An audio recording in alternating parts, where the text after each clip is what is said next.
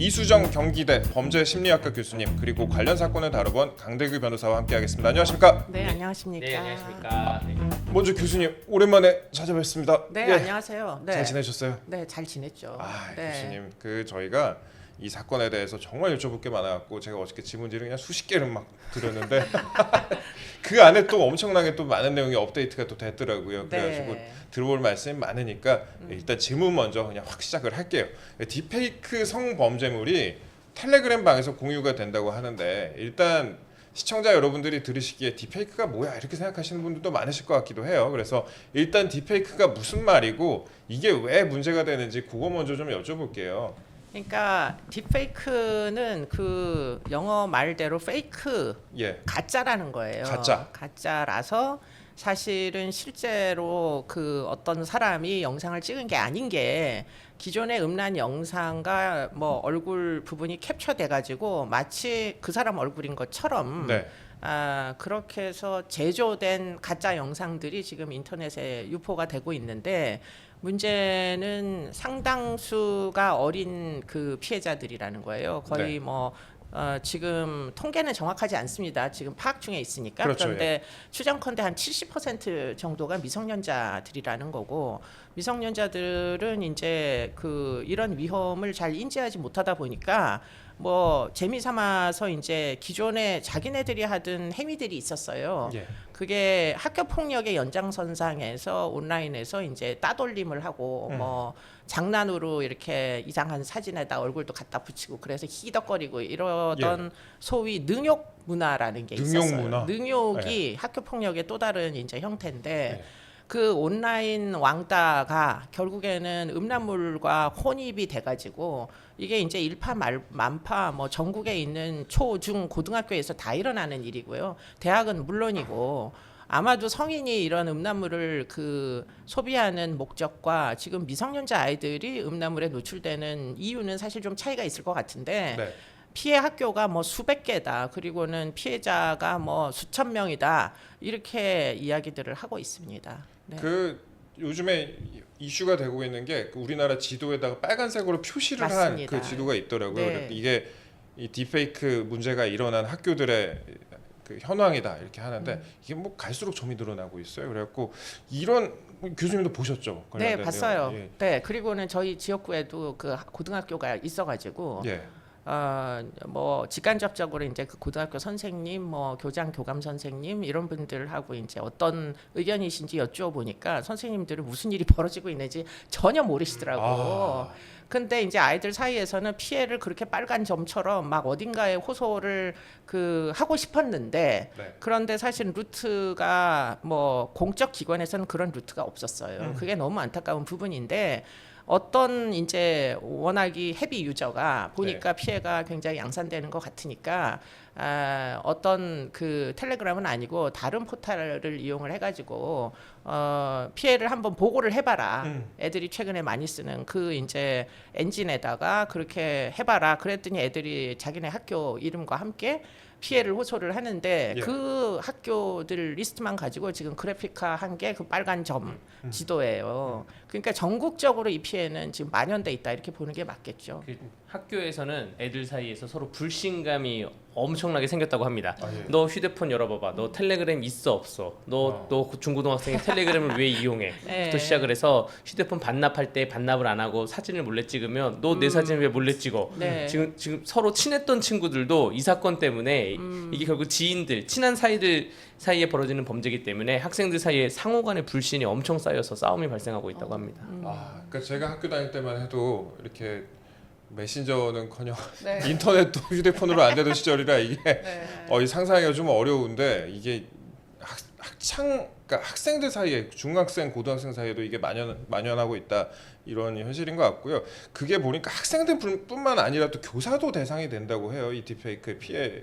그러니까 어릴 예. 때부터 그렇게 능욕 영상을 장난이고 놀이라고 생각한 사람들이 성장을 하면 예. 그러면 지금처럼 이렇게 음란 뭐 어떻게 보면은 그 마켓이 생기는 거고요. 그런데 그 사람들은 어릴 때부터 이제 그런 식의 능욕 영상 같은 것들을 굉장히 사소하게 취급하다 보니까 뭐 어떻게 보면 담임 선생님한테도 복수를 하는 거죠. 나를 야단쳤지, 그럼 너의 사진은 여기다가 내가 뿌릴래 이래가지고 이제 담임 선생님 사진도 있고, 예. 뭐 심지어 부모님 사진도 있고, 엄마 사진, 뭐 누나랑 싸우면 누나 사진 이런 게 아이고. 지금 다 빠져나갔다는 거잖아요.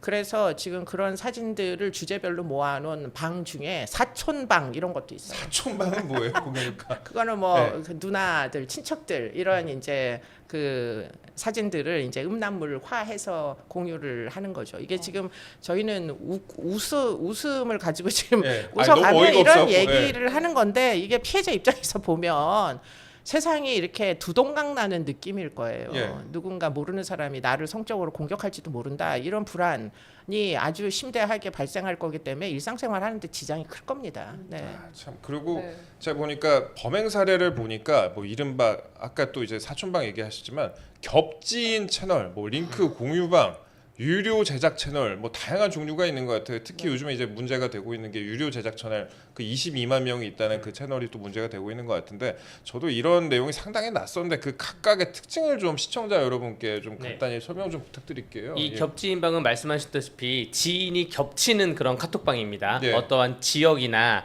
뭐 어떠한 지금 서울시 중구 무슨 동 이런 지역이나 같은 직장, 같은 동네라는 형태로 텔레그램 방이 형성이 되면 거기에 누군가가 나는 누구를 아시나요? 누구 사진 찍은 게 있나요? 서로 공유를 하면서 거기에 대해서 딥페이크 기술 영상을 만든 영상을 또 공유를 하는 것이고요. 그런 걸 돌려보면서 또 올리면 나도 얘 안다. 얘 건너 아는 애다. 이런 식으로 형성이 되는 것입니다. 이게 비단 모르는 사람이라 하더라도 어떠한 특정 직장이나 특정 관공서, 특정 병원을 찍을 수도 있어요. 그 예를 들어서 병원을 다니는 환자들끼리 병원의 직원들에 대한 사진을 공유할 수도 있는 거고요. 어떤 관공서, 시청이나 구청에 다니는 그러한 서비스를 받으러 가는 국민들끼리 공유할 수도 있는 것이고, 이 방이 너무 많아져서 이 방을 설명하는 링크 공유방이라 그래서 따로 있어서 그 링크 공유방에 일단 들어가서 뭐 서울시 중구에 있는 어떤 병원방 따로 있나요? 물어보면 그 병원 카테고리를 그 링크를 알려주는 링크 공유방이 있고요. 네. 여기서 형성된 여러 가지 자료를 통해서 유료로 돈을 내고 제작을 하는 유료 제작 채널이 별도로 있는 굉장히 좀 체계적으로 되어 있는 그런 상태입니다. 제가 이런 심리에 대해서 이해를 할 수가 없는데 또 네. 그래도 범죄 심리학자 교수님을 모셨으니까 네. 좀 이거에 대해서 좀 네네. 말씀을 좀 여쭤봐야 될 것 같아요. 맞습니다. 근데 왜 이 딥페이크 기술로 누군가의 가짜 영상을 만드는 이 심리가 뭘까요? 그게 사실은 이제 아동 성애자들은 지금 이런 영상을 아주 그 온라인을 통해서 뭐 전 세계적으로 이런 영상이 있으면 다 찾아 들어와 가지고 수집을 하는 사람들이 틀림없이 있어요. 와. 네.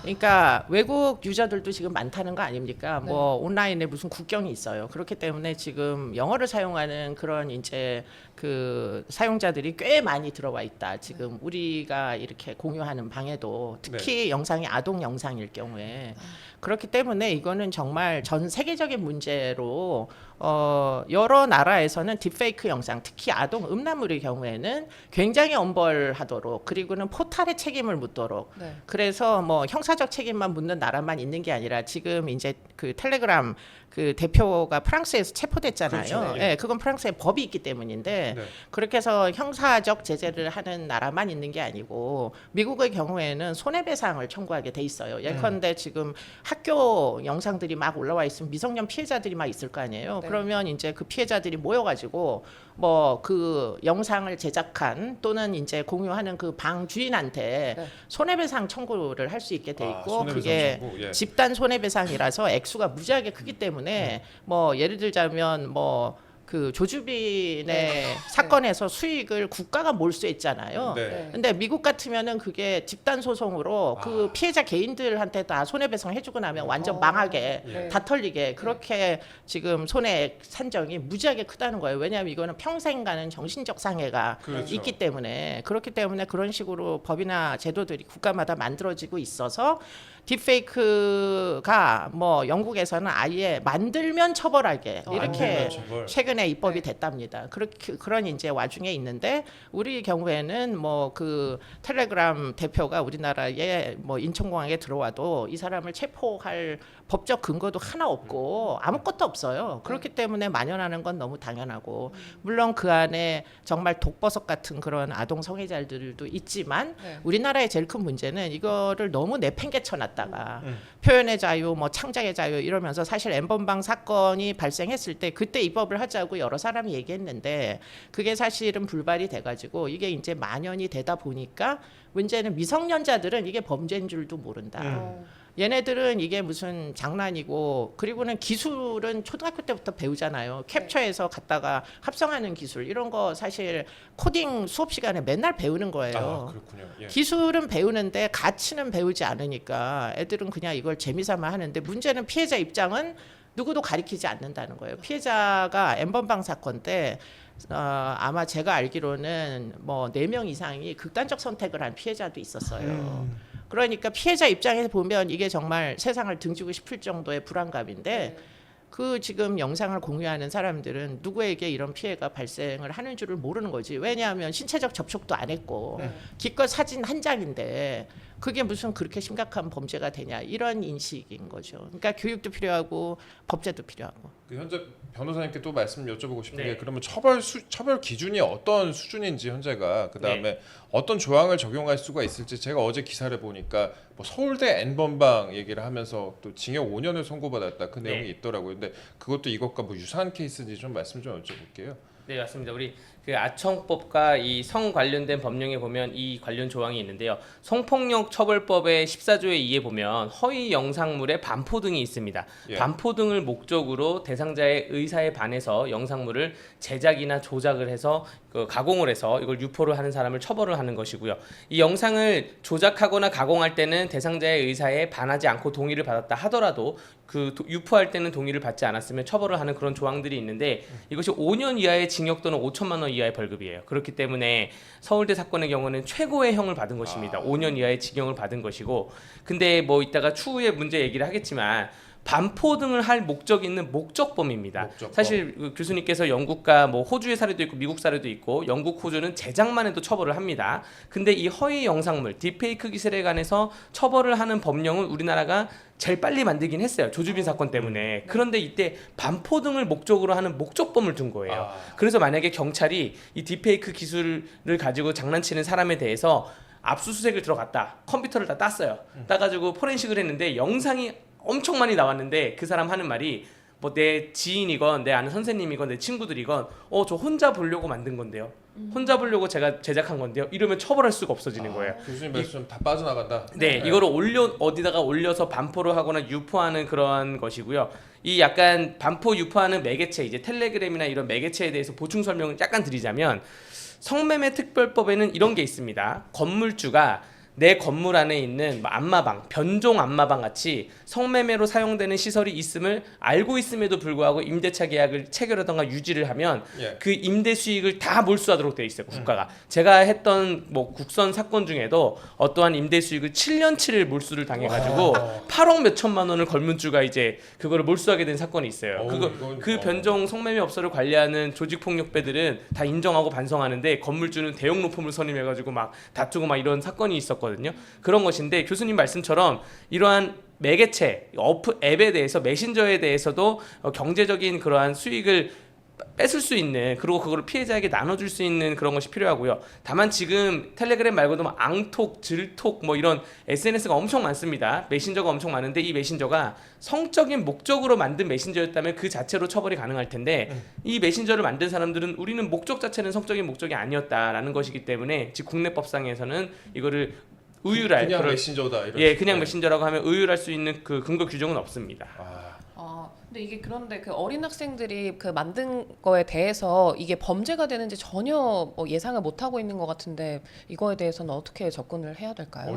어린 학생들의 경우에는 이게 범죄가 되는 거야 안 되는 네. 거야 이거에 대해서는 인식 자체를 아예 못 하고 있는 경우도 있을 것 같은데 네, 이거는 좀 어떻게 해야 될까요? 예. 근데 이제 그거를 애들은 이제 기술을 배운다. 그리고는 우리가 할 수 있는 기술로 장난을 친다. 이렇게 인식을 하는데 문제는 교육을 해야죠. 그렇기 때문에 당신네들이 이런 기술을 이런 목적으로 사용하는 경우 또는 뭐 명확한 목적이 아니더라도 그게 뭐 어떤 방에 들어갔더니 그런 이제 피해 영상이 돌아다니는데 그 피해자는 어떤 입장일 것 같으냐 하는 그런 형태의 인성교육, 말이 그 인성교육이지 사실 조금만 노력하면 얼마든지 이게 그 입장 차이를 알 수가 있게 만들 수가 있어요. 근데 아주 어릴 때부터 그와 같은 교육을 해야만 지금 이제 그런 사람이 타인을 능욕하는 게 그게 나중에 아주 심각한 그 고통을 줄 수도 있구나. 나도 능욕당할 수 있구나. 언제라도 개인정보는 이렇게 빠져나갈 수 있구나. 이런 거를 스스로 알면서 이제 성장하게 만들어야 되는데 현재 교육기관에는 그와 같은 교육을 제대로 하고 있지 못해요. 왜냐하면 위험을 모르기 때문에 이 양상을 모르기 때문에 그래서 지금 당장은 교육청이나 교육부에서 해야 될 일이 무지하게 많은 걸로 보이는데 예. 문제는 심각성을 잘 인지하지 못하기 때문에 지금 집행이 잘 안 되고 있다. 그게 현실이죠. 그리고 네. 촉법 소년 문제도 좀 따져봐야 될 것 같아요. 네, 네. 이게 그러니까 모르면서 한다는 것도 문제가 있지만 알면서도 근데 나는 촉법이니까 괜찮아 이런 생각을 하는 또 어린 친구들도 있을 것 같아서요. 그런 친구들도 있기는 있는데 저는 촉법소년의 연령을 한 살 낮추는 걸로 이런 문제가 해결된다고 생각지 않아요. 그렇기 때문에 물론 뭐 한 살이라도 낮춰라 뭐 그런 논쟁은 있을 수 있는데 그런 논쟁의 에너지를 낭비하느니 차라리 예방 교육을 철저히 하고 인성 교육을 뭐 초등학교 1학년 때부터 하던가 그렇게 하는 게 훨씬 더 생산적이다. 전 개인적으로 그렇게 생각하고요. 네. 아까 그왜 임대차 네. 건물주 네. 처벌하고 네. 범죄 수익 몰수한 거 그게 사실은 지금 디지털 서비스법하고 거의 목적이 비슷한 거잖아요. 외국 유럽은 EU에서 디지털 서비스를 제공하는 자는 자기네들의 서비스가 클린하게 유지할 유저들에게 피해가 발생하지 않도록 만들 책무가 있다. 네. 해서 지금 뭐 텔레그램이든 뭐든 처벌을 받는 거거든요. 그러니까 우리도 포탈이 일단은 책임을 윤리적 책임을 져야 돼요. 예. 그러니까 그게 꼭 형사처벌일 필요는 없고 그 사실은 금전적인 손해 그게 그들에게는 사업자에게는 제일 무서운 거니까 그렇죠. 돈이 손해 나지 않도록 자기네들이 미리미리 예방할 수 있는 요새는 AI를 이용해 가지고 네. 프로텍션 할 수 있는 알고리즘 너무 개발하기 쉽거든요. 그러니까 그런 걸 기본 깔아라. 우리가 그런 시도를 안 해본 게 아닙니다. 보이스피싱 너무 이 사기 피해가 많이 범주 뭐 이렇게 범람했을 때 은행들을 지도를 했어요. 그래서 은행 온라인 뱅킹에 다 그런 알고리즘을 개발해서 지금은 왜 문자 덜 들어오죠. 은행을 사칭한 문자. 예. 그리고 은행에서 뭐 대출 관련 뭐 이런 문자 덜 들어오잖아요. 그게 사실은 기술을 충분히 개발할 수 있다. 그리고는 조그만 법조항으로도 충분히 자기네들의 이익 중의 일부를 유저들의 안전을 위해서 도모하도록 그렇게 공익적 목적으로 사용하게 만들 수 있다. 그런데 이제 그거를 방기했다가 보이스피싱은 지금 상당히 나아졌는데 지금 이 음란물은 이게 좀 진행이 많이 된 거죠. 예. 그러면 이제 그 텔레그램 방에 대해서 조금 더 말씀을 한번 여쭤볼게요. 그 텔레그램 방에 22만 명이 들어가 있는 텔레그램 방이 있다. 거기서 이제 이런 딥페이크 영상이라든지 딥페이크 뭐 사진 이런 거를 이제 제작을 해준다. 이래서 문제가 되고 있는데 그 중에서 이제 물론 그 22만 명이 다 우리나라 사람은 아니라고 하긴 합니다만 그래도 연루된 한국 국적 사람들이 뭐 상당수 있을 것 같아요. 그러면 조주빈 뭐 엠번방 사건처럼 일당을 범죄 단체로 볼 수 있을지, 그러니까 범단으로 묶어가지고 처벌할 수 있을지, 범단으로 묶으면은 형량이 훨씬 올라가잖아요. 예, 충분히 범죄단체 조직죄로 처벌할 수 있다고 보여지고요. 사실 범죄단체 조직죄는 한 2000년대 초반까지만 하더라도 정말 실질적인 조직폭력배, 조직 범죄만 처벌을 했는데 이게 보이스피싱 범죄에서 뭐 총책, 전달책, 수거책, 모집책 뭐 이런 식으로 체계화가 되니까 보이스피싱 범죄를 범죄단체 조직죄로 처벌을 하면서 다른 유형의 범죄도 범죄단체 조직죄로 처벌할 수 있다라고 알려졌고요.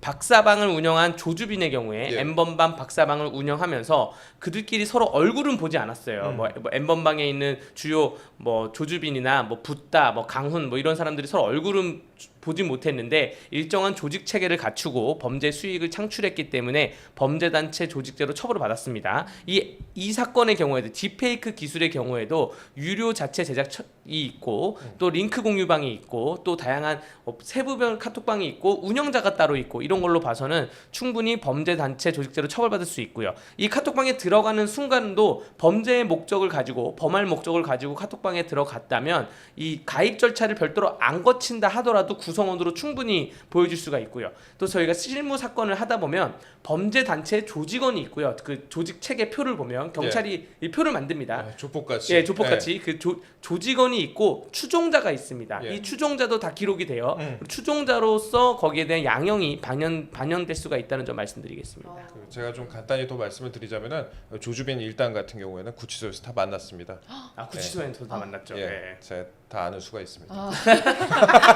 이런 씨, 네, 정보 경험이. 예, 갑자기 또 네. PTSD가 확 오는데 그러면은 예. 네, 교수님, 그 네. 서울대 그 졸업생들이 얼마 전에 동문 여성의 얼굴을 합성한 음란물을 만들어서 유포한 이 사건이 어제 그 주범에게 징역 5년이 선고가 됐습니다. 네, 성인이면 당연하게 그 범죄 여부를 인식했을 것으로 보이는데요. 네, 성인이 그 충분히 분별 능력이 있을 만한 사람이 이러는 거는 범죄 심리학적으로는 어떻게 보십니까? 그거는 뭐 어떤 불법적 의도가 틀림없이 있는 거고 대부분 성적 목적, 본인도 성적 목적이라고 얘기했을 거예요. 뭐 네. 자신의 충동을 억제하지 못하여 이렇게 얘기했던 것 같은데 예. 그러니까 이제 그런 일탈적인 뭐 성행위를 염두에 두고 지금 그런 이제 행위들을 하는 거라고 보는 게 맞겠고요. 네. 그리고는 어릴 때부터 이제 특정한 대상으로 해가지고 사춘기를 지나면 네. 초등학교 때 이 합성하는 거랑 사춘기를 지나서 어떤 특정한 대상자의 이제 뭐 이런 모욕적인 영상을 만드는 거하고는 약간 동기가 달라질 수 있어요. 그때부터는 액티브하게 성적인 충동이라는 게 뭐 행위의 근거가 될 수 있기 때문에. 네. 근데 문제는 뭐냐면 이렇게 영상만 보잖아요. 네. 그러면 이제 섹슈얼 판타지 같은 게 머리에 무지하게 많이 커지는 겁니다. 네, 네. 그러면 억제가 어렵겠죠. 아. 억제를 잘하는 사람은 이걸 행동으로 옮기지 않겠지만 정상적인 성인이 되겠지만 청소년들 중에 억제를 잘 못하는 애들도 많이 있고요. 그 중에 이제 일부가 조주빈의 이제 어떻게 보면은 유인이 된 사용자들이 사실 되는 거죠. 네. 그런데 지금 이 대목에서 좀 이 법을 저는 죄명을 좀 더 촘촘하게 그 쪼개야 된다는 생각이 드는 게 예. 지금 뭐 그 제작죄하고 유포죄 이거 두 개로 두 덩어리로 돼 네. 있잖아요. 근데 사실은 유포도 유포 나름이라는 거죠. 뭐 누가 그 초보자가 어디다가 올려가지고 모욕을 줄 목적으로 또는 뭐 이 사람 뭐 헤어진 옛날에 리벤지 포르노 있었잖아요. 그렇죠. 네, 네. 예, 뭐 여자친구 좀 이렇게 골탕 먹이려고 전화번호를 올린다거나 이런 게 아니고 정말 범죄 목적으로 하는 그런 유포와 그냥 단순 유포와 이거는 형벌의 수위가 전 현저히 달라져야 된다고 생각하고요. 생각해 보면 마약 그 범죄도 그렇잖아요. 마약을 그냥 단순 사용자하고 마약을 유통하는 구조에 있는 사람들은 형량이 현저히 달라져야 됩니다. 네. 그런데 지금 서울대 사건도 5년형이 나왔지만 그 사람은 거의 유통에 가까운 일을 했거든요. 예. 그렇기 때문에 이거는 방을 만들고 그 어떻게 보면 유저들을 모집하고 그래서 거기서 뭐 재정적 뭐 경제적 이득을 창출하고 이런 사람의 경우에는 돌아올 수 없게 해야 된다고 저는 개인적으로 생각해요. 특히 아동 음란물의 제작 시장을 운영하는 자들은 아주 엄벌해야 된다고 네, 생각합니다. 왜냐하면 외국의 법례가 있죠. 외국의 경우에는 영미권 국가는 음란물 개수를 세가지고 만약에 5년이잖아요. 그럼 만약에 100개다. 그러면 형량이 500년 나옵니다. 그러니까 아동 음란물 같은 경우에 이렇게 제작해서 유통시키고 이익을 취하는 자들은 뭐 아동 강간범처럼 엄격하게 규제해야 된다. 네. 거기다가 아이들 사진이랑 아이들 무슨 주소까지 올리는 그런 인간들 예. 사실은 이런 사람들은 사회로 다시 발디디게 하면 안 됩니다. 근데 우리 지금 법제에는 그런 걸 변별하지 않아요. 예. 약간 저도 첨언하자면 당연히 동의하고요.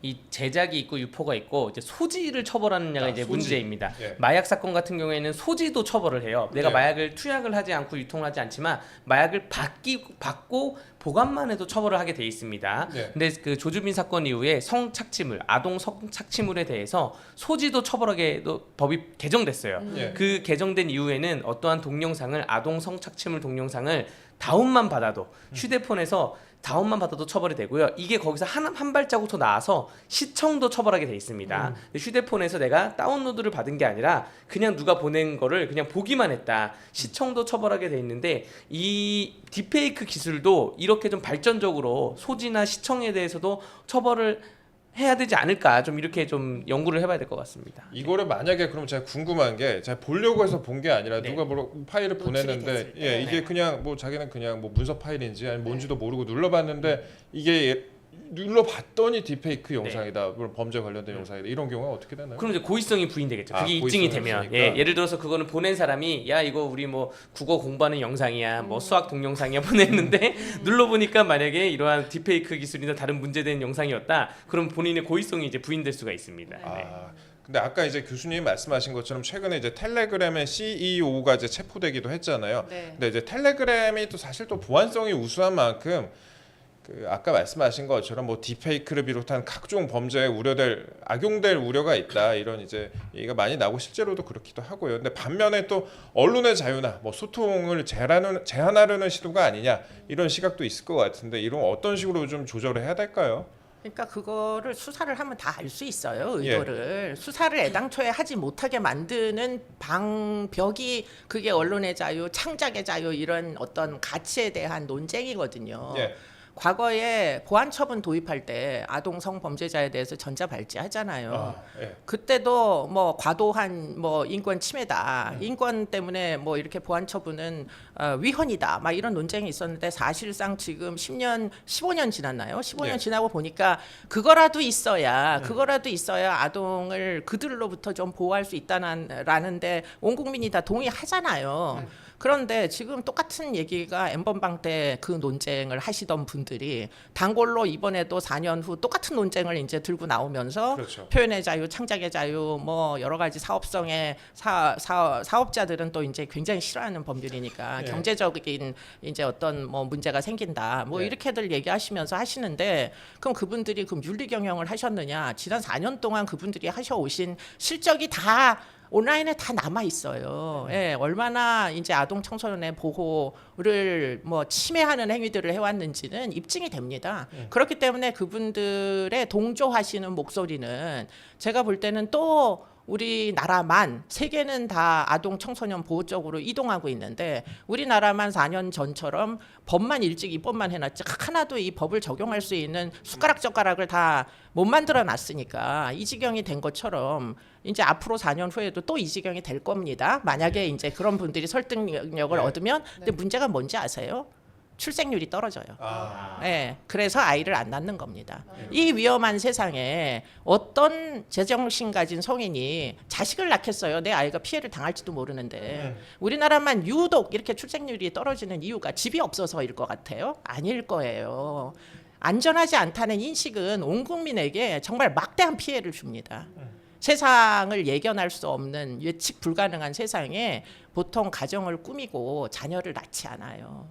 그렇기 때문에 이런 문제가 사실은 우리나라의 위기와도 매우 밀접히 연관성이 있다고 생각하시고, 이번만큼은 아동 청소년 보호를 위해서 온 국민이 양보할 때는 됐다. 전 개인적으로 이렇게 생각합니다. 아까 이제 국회 말씀을 하셨는데 사실 국회에 제가 또 들어가 보니까 인터넷 홈페이지에 들어가 보니까 이거 관련해서 또 법안을 많이 또 올려놨더라고요. 근데 법안을 올려놔도 뭐 이제 여야 간에 갈등도 있고 하니까 처리도 잘 안 되고, 그다음에 뭐 법안이 처리가 돼도 뭐 입법이 돼도 그거에 대해서 또 미비한 부분이 또 발생하기 마련이고, 충분히 이제 숙고가 되지 않는 부분도 있고, 그다음에 집행이 제대로 되지 않는 부분도 있고 해서 여러 가지 문제가 발생하는 것 같기도 해요. 그리고 근데 일각에서는 이제 그런 주장하시는 분들도 많이 있고, 저도 뭐 그 부분에 상당히 동의하는 부분도 꽤 있는데, 특정 성별이 문제가 아니라 뭐 범죄가 문제다 사실. 그래서 성별 갈등으로 비화돼서는 안 된다, 이러는 뭐 얘기도 많이 있습니다. 그 뭐 여성 커뮤니티에서도 뭐 남성이나 뭐 남성 미군 등에 대해서 뭐 신상이나 사진이 유포돼서 문제가 되기도 했던 사건도 있기도 했고 그랬으니까, 물론 이제 말씀하신 것처럼 이런 그 성별을 가리지 않고 이런 사건이 일어난다는 게 또 더욱더 문제가 되지 않나 그렇게 생각을 합니다. 예. 저 일례로 스토킹 처벌법의 피해자가 30%가 남성이에요. 아, 네, 그러니까 절대 남성이라고 안전하지 않습니다. 소아성애자들 중에 남자 아이들을 예. 대상으로 하는 그런 어떤 뭐 일탈적인 경향을 가진 사람도 많이 있습니다. 그래서 외국의 경우에 우리나라는 아직은 발견 안 됐는데 남자 아이들 음란물을 모아놓은 사이트도 있어요. 어우. 예, 그렇기 때문에 이게 무슨 남녀의 문제로 네. 비화시키는 건 네네. 절대 안 되죠. 뭐 사실 정치적 의도가 있지 않는 이상 네. 이렇게 남혐 여혐으로 갈 일이 아니에요. 이건 맞습니다. 아동 전체, 청소년 전체 그리고 대한민국의 미래가 달린 문제이기 때문에 심각하게 생각할 거냐 말 거냐 이거를 결정해야 될 시기가 된 거죠.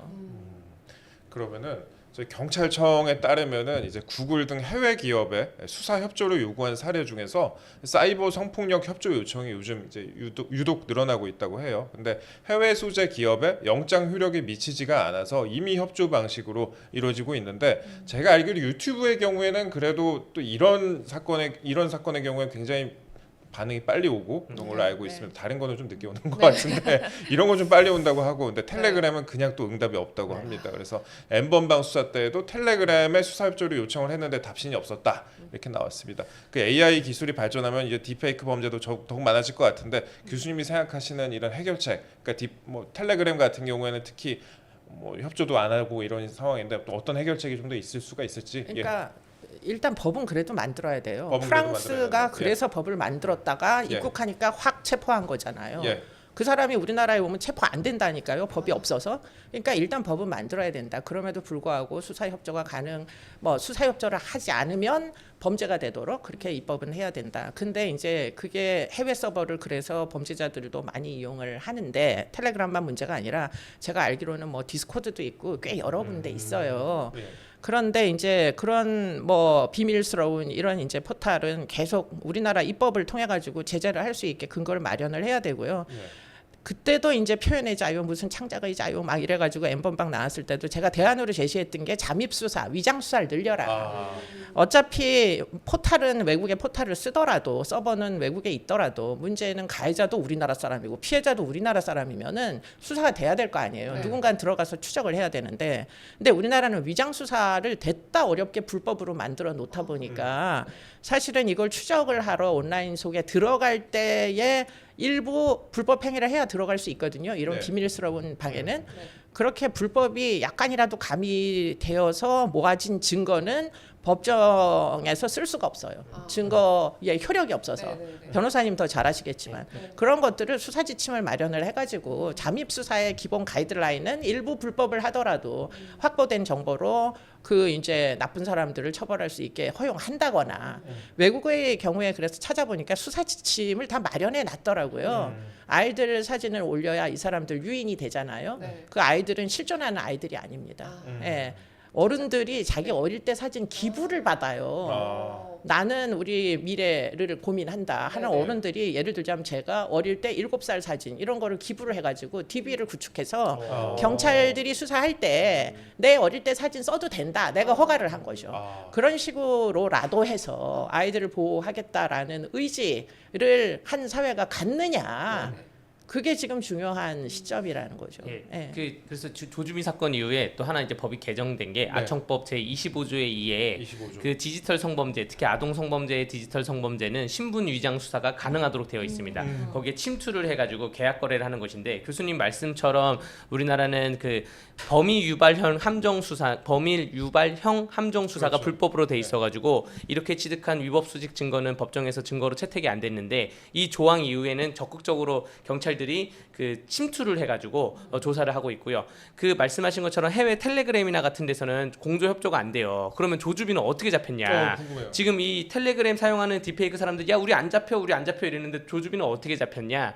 결국 이거를 수익화를 하려면 암호화폐 가상 자산으로 거래를 해야 된단 말이에요. 예. 경찰들과 검찰의 기술이 암호화폐를 추적하는 기술이 이제 굉장히 발달돼 있습니다. 아. 그걸 추적해서 조주빈 아래에 그 금전을 관리하는 붓다라는 사람을 먼저 잡았어요. 예. 붓다를 잡아놓고 체포를 하고 나니까 붓다가 하는 말이 나도 조주빈 얼굴은 본 적이 없다. 근데 조주빈에 대해서 우리는 돈을 수원의 무슨 아파트에 소화전에 두고 왔다. 어디에 뭘 두고 왔다. 이렇게 몇 개를 알려주니까 경찰이 거기에 대기를 하고 있었고 그 아파트 몇 층에 엘리베이터 올라가는 층수를 보고 갔다 온 사람을 경찰이 다 추적을 합니다. 쫓아가요. 쫓아가는데 그중에 조주빈이 가다가 무슨 서명하는 거에 대해서 자기 이름하고 주소를 서명을 했어요.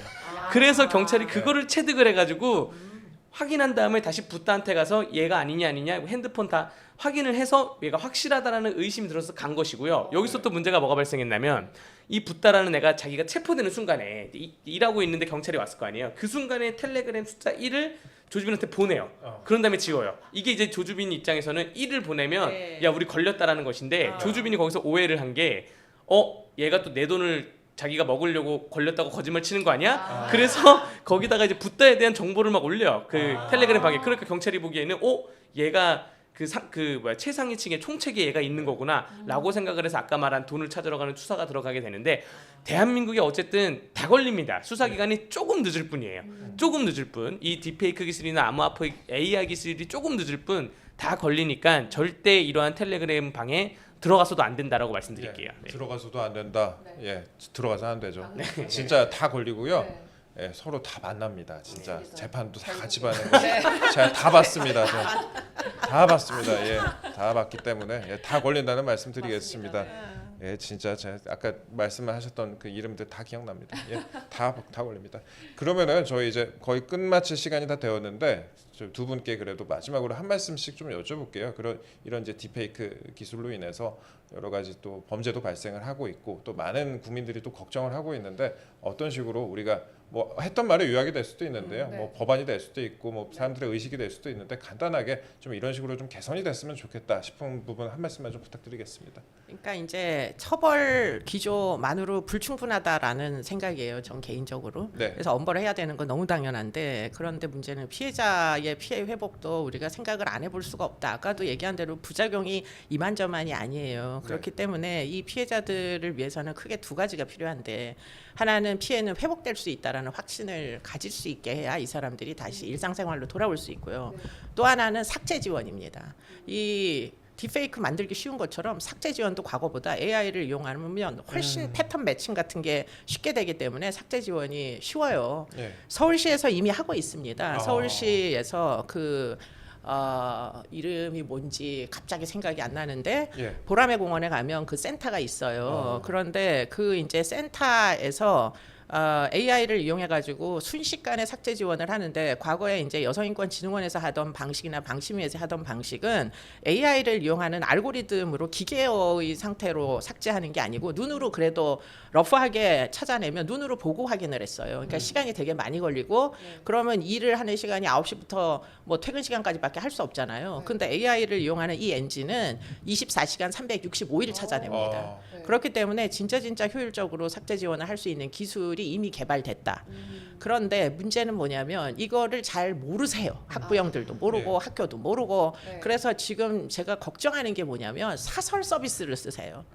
온라인에 다 떠 있어요. 그래서 사설로 이제 우리 아이의 개인정보, 사진 이런 거 넘겨주고 좀 삭제해달라.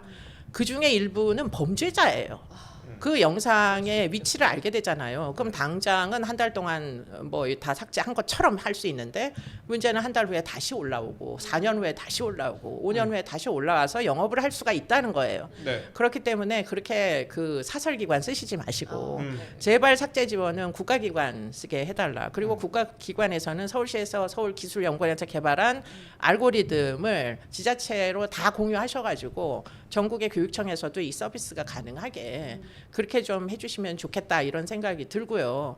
그리고는 궁극적으로는 지금 피해자의 피해 회복과 연관해서 피해자들에 대한 당연히 이제 학교에서 뭐 상담 선생님이나 이런 사람들 신경을 많이 써야 되겠지만 일단 기본적으로 인간이라면 범죄자 편에 서는 것보다는 피해자 편에 서는 게 맞는 거 아닙니까? 그렇기 때문에 학생들에게 꼭 전달해 주세요. 여러분들은 여러분들의 미래가 안전하기 위해서는 우리는 피해자 편에 서야 한다. 가해자는 처벌받는 게 마땅하다. 그렇기 때문에 장난에 참여하지 말라. 능욕 영상 그런 거 하지 말라. 피해를 주는 행위에 뭐 일절 참여하지 말라. 제발 학교에서 가르쳐 달라. 뭐 그런 당부를 드리고 싶네요.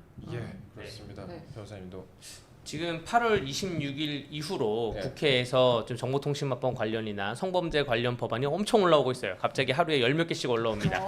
약간 지금 뒷북을 또 치기 시작하는데 사실 실무적으로는 저희 변호사협회에서 연수를 하던가 할 때는 이걸 왜 반포 유포만 처벌하게 해놨지? 이런 논의를 많이 했는데 국회가 뒷북을 치고 있는데 앞으로 뒷북을 안 치게 좀 앞서 나가게 제가 팁을 잠깐 드리자면 딥페이크 기술이 지금 성범죄에 이용되고 있지만 여러분들 이제 보이스피싱 아시잖아요. 이제 페이스피싱 범죄가 나옵니다. 아이가 엄마한테 영상 통화를 걸어서 우리 아이 얼굴이에요. 엄마 나 돈 좀 보내줘. 급해. 3만 원만, 5만 원만, 100만 원만. 이게 나옵니다. 또 손녀 손자가 할머니한테 영상 통화를 걸어서 할머니 오랜만이죠. 할머니 나 신발 사게 돈 30만 원만 보내주세요. 목소리랑 얼굴이 똑같은 딥페이크 페이스 피싱 기술이 나오기 시작합니다. 여기에 대해서도 선제적으로 대응을 해야 되고 이 이외에 또 제가 상상하지 못하는 많은 범죄들이 나올 수도 있으니까 선제적으로 연구를 하고 입법화를 했으면 하는 그런 바람이 있습니다. 예, 네. 저희는 지금까지 이수정 경기대 범죄심리학계 교수님, 그 다음에 강대규 변호사와 함께했습니다. 제가 오늘 이 사건을 다루면서 꼭 드리고 싶은 말씀이 있었어요. 그 기술이 발전을 하면서 그 기술의 발전 속도만큼 또 우리가 부작용에 대해서 챙기지 못하는 부분이 많이 있습니다. 제가 방송에서 한번 말씀을 드리고 싶었는데 제 지인 중에 변호사가 있는데 그 속칭 이제 리벤지 포르노 사건이 있잖아요. 이런 거 관련해서 이제 그 국선 변호를 맡다 보면 그런 경우가 있대요. 피해자가 고인인 경우가 너무 많다. 맞아요. 예, 네. 이런 경우가 있다고 해요. 그래서 한번 이렇게 사람이 그 본인과 관련돼서 이런 피해가 발생을 하게 되면 뭐 리벤지 포르노라든지 아니면 또뭐 딥페이크로 된 뭐 그런 합성 같은 걸로 이제 피해가 발생할 수도 있겠죠. 그러면은 그 사람의 운명, 인생까지도 좌우할 수 있는 그런 결과를 낳기 때문에 다시 한번 저희는 이제 국가적으로도 여기에 좀 집중을 해야 된다라고 생각하고 오늘 저희가 한번 이런 기획을 하게 됐습니다. 예, 오늘 저희 출연해 주셔갖고 좋은 말씀 해주신 이수정 교수님과 강대규 변호사님께 다시 한번 감사 말씀드리고요. 앞으로도 종종 좀 저희한테 조언 좀 부탁드리겠습니다. 예,